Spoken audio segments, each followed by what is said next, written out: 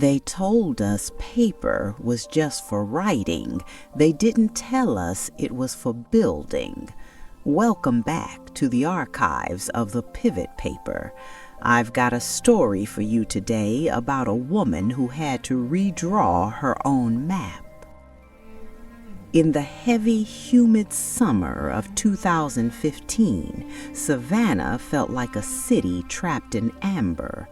The air was thick with the scent of blooming jasmine and the salt from the Atlantic, but for Lucille, the atmosphere at 227 Habersham Street was suffocating for a different reason. She stood on the wide veranda, watching the Spanish moss sway like tattered lace, wondering how a century of family history could feel so fragile.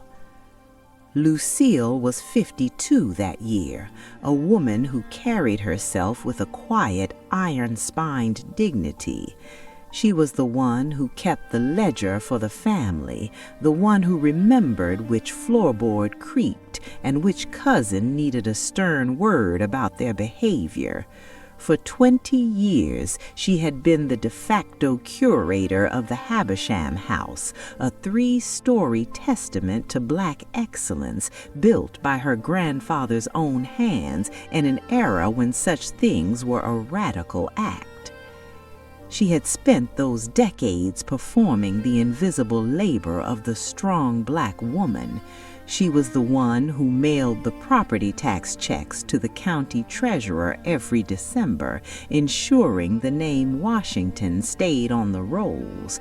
She was the one who hired the contractors in 2015 to fix the rising damp in the foundation, paying for it out of her own retirement savings because that's what family does. But the house was a ghost. Legally, it wasn't hers, and yet it was everyone's.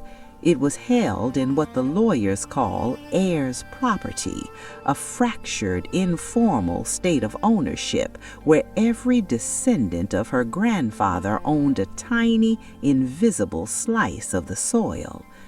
There was no will, only a legacy of unspoken promises whispered over Sunday dinners and funeral wakes. The crisis arrived not with a bang, but with a digital notification and a cold, clipped phone call. A developer from a firm in the north had been scouring the Savannah tax records looking for properties exactly like hers, rich in history, poor in legal structure. He had found a cousin, Marcus, living in Detroit and drowning in credit card debt from a failed business venture. Marcus didn't see a legacy when he looked at the Habersham house. He saw a liquidity event.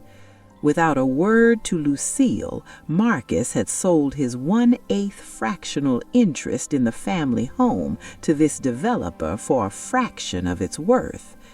The developer didn't want to live there, and he certainly didn't care about the hand-carved molding or the garden where Lucille's mother was buried. The developer's voice over the phone was sharp, lacking the slow, rhythmic cadence of the South. He informed Lucille that as a co-owner, he was exercising his right to file a partition action. In the eyes of the 2015 legal system, if the owners couldn't agree on what to do with the property, the court would simply order the whole thing sold at auction to the highest bidder. Lucille felt a coldness settle in her chest that the Georgia sun couldn't touch. She looked at her hands, calloused from years of gardening and tending to the house's needs, and realized they held no power. She had spent a fortune on the upkeep of a sanctuary she didn't technically own.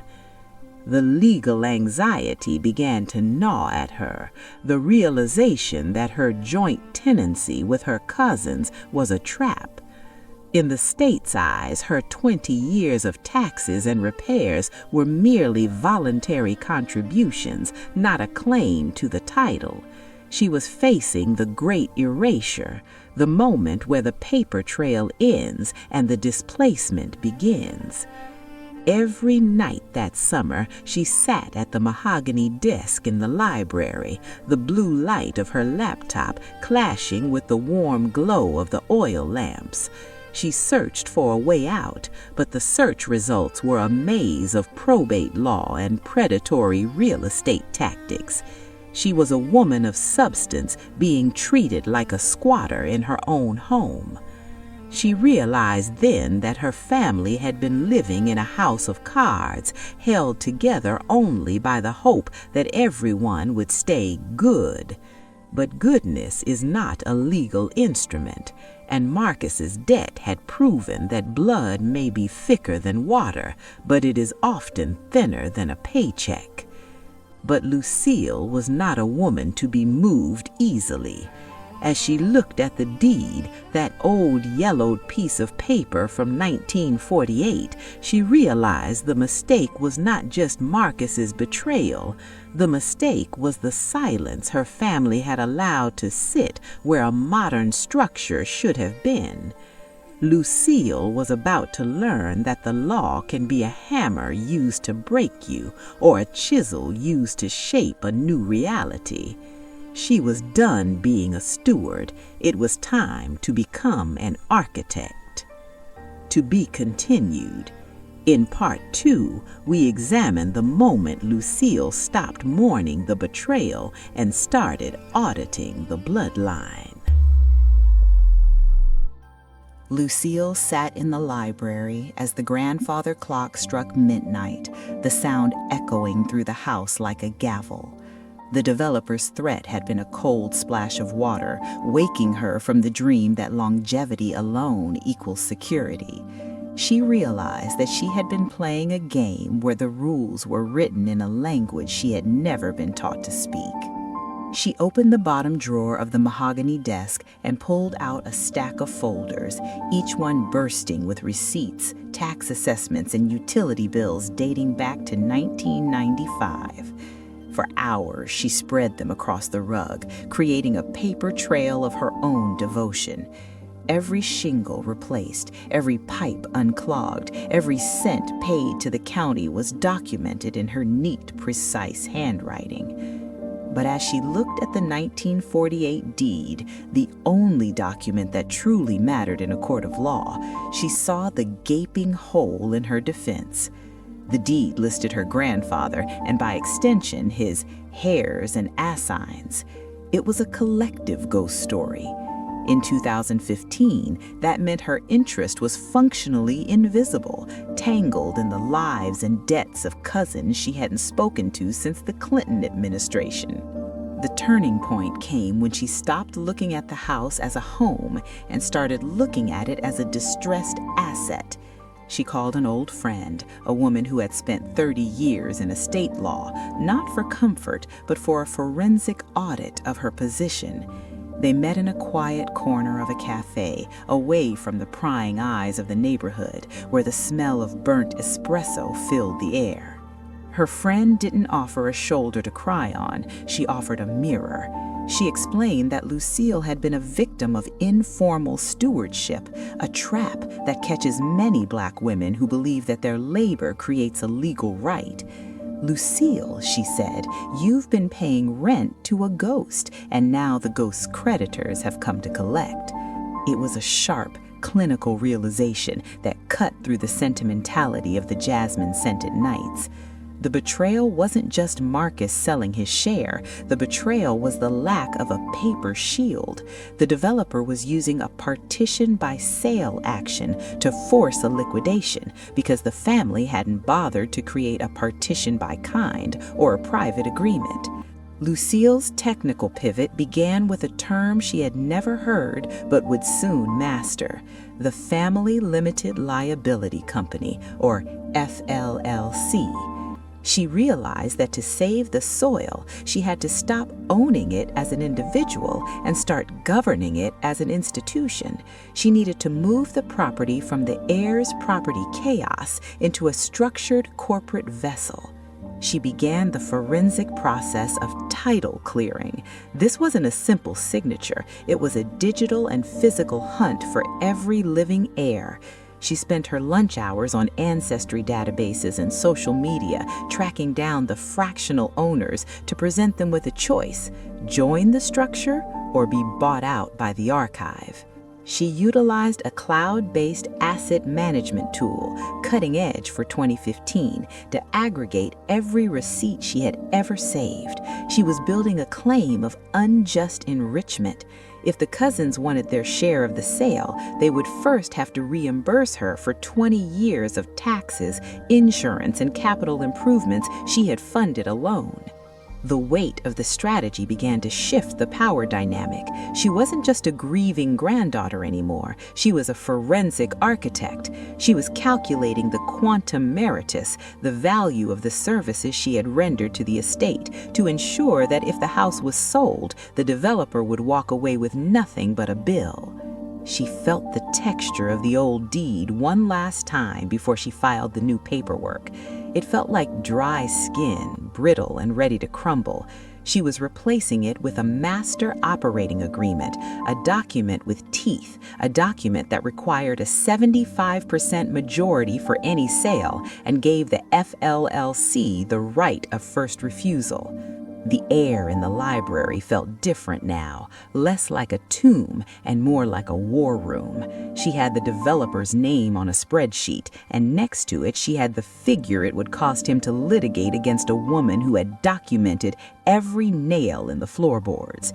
She was learning that the law doesn't care about who loved the house the most, it cares about who kept the best records. But the developer had one more card to play, a legal loophole involving the marketability of title that threatened to bypass Lucille's accounting entirely. She would have to go deeper into the archives to find the one signature that predated the 1948 deed. To be continued. In Part 3, we step into the halls of power for the legal reckoning, where the architect meets the hammer. The Chatham County Courthouse in 2015 was a place of marble floors and echoed footsteps, a place where the history of Savannah was filed away in manila folders and digital databases. Lucille walked through those doors carrying a black leather binder that felt like a shield. She was no longer the worried granddaughter tending to Jasmine. She was the managing member of a newly minted entity. The exorcism of the old structure began with a quiet title action. It is a hauntingly beautiful term for a brutal legal process. To quiet a title is to silence the competing voices of the past, to clear the static of unprobated estates and forgotten debts, so that only the true owner remains. For Lucille, it meant dragging every unspoken agreement into the harsh light of a courtroom. Her attorney sat beside her, but Lucille held the ledger. The developer's counsel was there, leaning back with the casual arrogance of a man who believed the law was a playground for the highest bidder. He spoke of liquidity and economic efficiency. He spoke of the right of partition as if it were a divine decree that trumped a century of family blood. But when it was Lucille's turn to speak, she didn't talk about her grandmother's collards. She talked about the quantum merit claim she had filed against the estate. She produced a forensic accounting of every dollar she had injected into the property over 2 decades, adjusted for inflation, documented with scanned receipts from 1998, and cross-referenced with bank statements she had retrieved from the digital archives. She presented the court with the unity of possession argument. She showed that while the developer had purchased 1/8 interest, he had contributed 0% to the preservation of the asset. In the eyes of the law, he was an ouster, someone trying to claim the fruits of a tree he had never watered. The room grew quiet as the judge leafed through the binder. This was the technical pivot in its physical form. Lucille had used the months leading up to this day to execute a roll-up. She had traveled to Atlanta, called the cousins in Chicago, and sat in living rooms in North Carolina. She didn't ask for their permission. She offered them a seat at a table they didn't know existed. She had convinced 6 of the 7 remaining heirs to transfer their fractional interests into the family limited liability company. She didn't buy them out with cash they would spend in a week. She gave them membership units. She traded their disorganized, vulnerable heirs' property status for structured equity in an entity that she, as the architect, controlled. The developer's face shifted from boredom to a slow, creeping realization. He was no longer fighting a lone woman over a house. He was a minority shareholder in a corporation with a restrictive operating agreement. Because Lucille now controlled 87% of the units, she had the authority to set the terms. The transfer of authority was finalized when the judge signed the order. The Habersham house was no longer a collection of fractured pieces. It was a single, unified asset owned by the Washington Family Holdings LLC. The developer's 1/8 interest was now trapped inside an entity where he had no voting power and no right to force a sale. Lucille watched as her attorney handed over the operating agreement. It contained a buy-sell provision that valued the developer's share not at the market rate of luxury loss, but at the book value of the current structure, minus the debts and maintenance costs he owed the LLC for his period of ownership. The developer had come for the dirt, but he had found himself buried in the paperwork. He had underestimated the visible asset. He thought he was dealing with an emotional legacy, but he was facing an institutional power. Lucille felt the heavy weight of the notary's embossed seal as it pressed down on the final page, the sound of the metal meeting paper like a door locking for good. She walked out of the courthouse and felt the Savannah heat, but it didn't feel like a weight anymore. It felt like a warm embrace. She had moved the family from the shadows of the unspoken into the bright, clear light of the documented. The paper wasn't just for writing. It was the foundation of the fortress she had just finished building. But a fortress is only as strong as the one who holds the keys. Lucille had saved the soil for today, but she still had to ensure the gate remained locked for the generation she would never meet. To be continued. In Part 4, we witness the final legacy and the architect's final decree to those who follow. The dust of the 2015 reckoning finally settled, leaving behind a silence that was no longer heavy, but holy. Lucille stood in the garden of the Havisham house, her hand resting on the bark of the great oak that had seen every birth and every burial of her line. For the first time in a century, the soil beneath her feet was not just a memory, it was a titled, protected asset.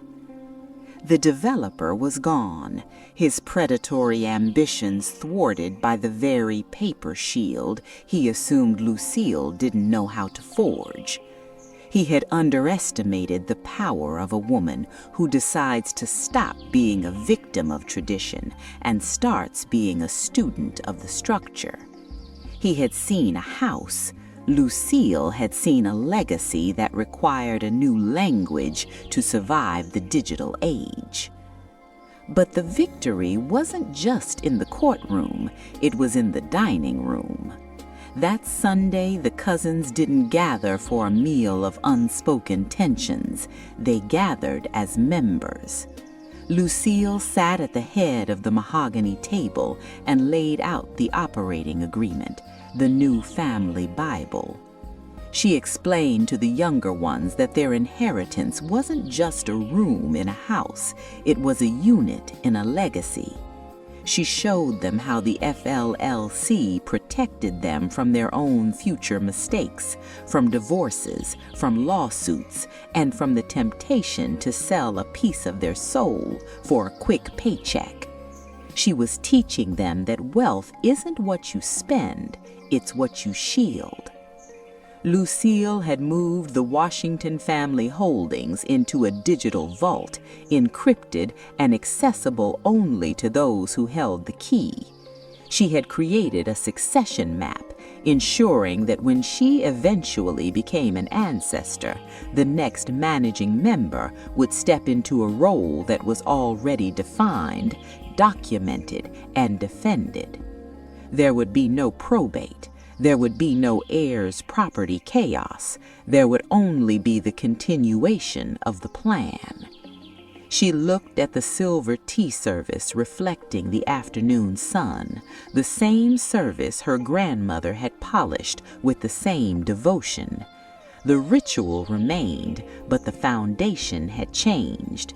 The unspoken partition had been healed not by sentiment, but by the cold, beautiful precision of the law. In the archives of 2015, we see the blueprint for every Black woman standing at a crossroads. We see that our labor must be made visible on the ledger if it is to be honored in the world. We see that the greatest act of love we can perform for the next generation is to leave them a paper trail that is impossible to erase. Lucille realized that she was no longer just a caretaker of the past, she was the architect of the future.